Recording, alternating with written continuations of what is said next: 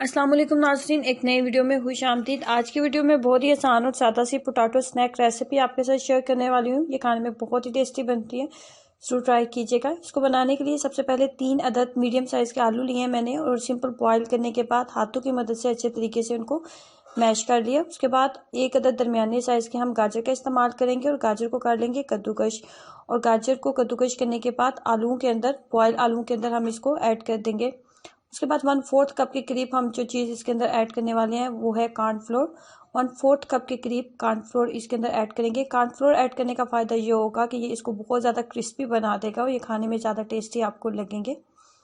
उसके बाद हमने इसके अंदर डालनी है काली मिर्च का पाउडर, 1/2 टीस्पून आप डाल लें। उसके बाद आपने इसके अंदर ऐड करना होता है नमक। नमक ऐड करने के बाद इसके अंदर जो चीज़ मज़ीद मैंने ऐड की है वो है ताज़ा सब्ज़ धनिया।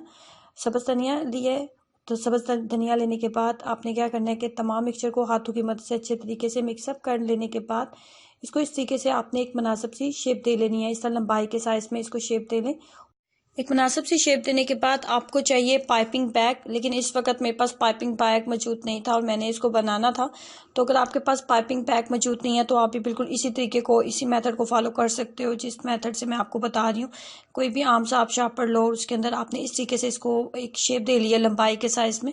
लंबाई के साइज़ में शेप देने के बाद आपने इसकी शार्पर को हम पाइपिंग बैग के तौर पर हम इस्तेमाल करेंगे।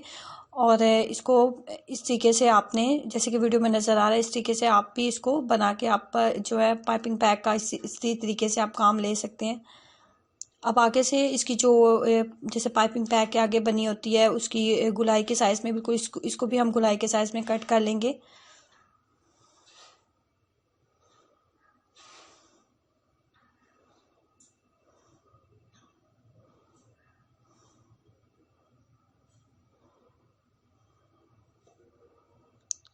अगर आपके पास पाइपिंग बैग मौजूद है तो आप पाइपिंग बैग का ही इस्तेमाल करें। मेरे पास इस वक्त मौजूद नहीं था तो इसलिए मैंने ये काम से शार्पर का इस्तेमाल कर लिया है।